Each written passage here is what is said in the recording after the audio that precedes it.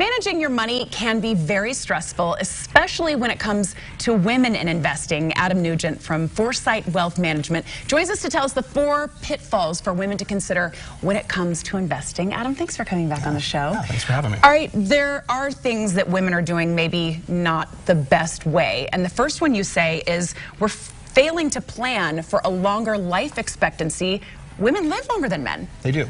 Yeah, and statistic, it's just, it's fact. And so the average woman, when she turns 65, life expectancy is actually 87.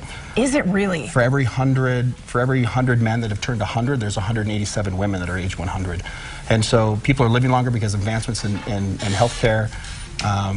And so, yeah, you want to be able to plan for that. And a lot of people don't think they're going to live to be 80, 90, or even 100, but it's so they're not making the right investments to keep it a longer lasting life. Or they're not taking the appropriate risk in order to make sure that the money's going to last them, far beyond retirement.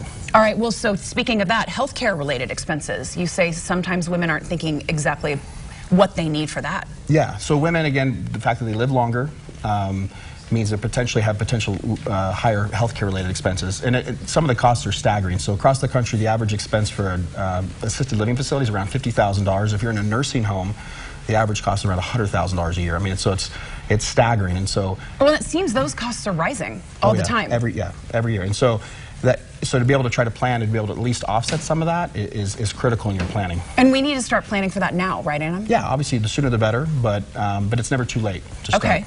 All right, the third one, making emotional investment decisions. What kind of things are you talking about? Yeah, honestly, when volatility, I mean, here recently we've had some volatility. In fact, the NASDAQ, which is tech companies predominantly, has entered what they call correction territory. The market's dropped 10%.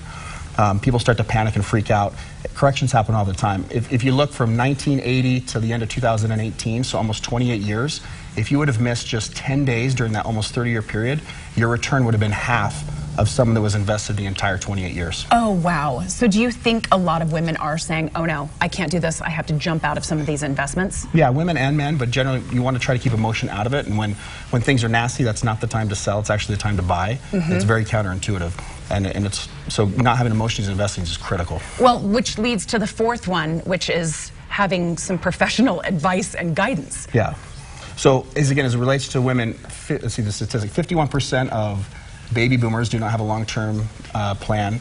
55% of millennials, and then 67% of Generation X of women don't have a long-term plan as far as... Those are staggering numbers. Yes. We are not thinking about our future. Yeah, it's crazy. And so the goal is really to be able to find someone that you can work with and personality and so forth, but someone that can really help work through those issues and be able to help, hold your hand through a lot of it. More than anything, to make sure that you don't make emotional decisions, right? Through the bad times. So someone like Adam at Foresight Wealth Management. If you want to email, you can email gtu@foresightwealth.com. What is this? Yeah, so we actually have a white paper that we've put together that talks about all these terms, and so yeah, they can email gtu@foresightwealth.com, and it goes over a lot more information, some of the things we've covered today, and a lot more just statistics about women and investing and things that we don't want to consider. Well, we are going to live longer, so we better start planning. Yeah. Adam, thank you so much. We'll put all his information on our website so you too, especially if you're women out there, can make the most out of your money. Thank you. All right, coming up next, the most commonly broken house rule in America.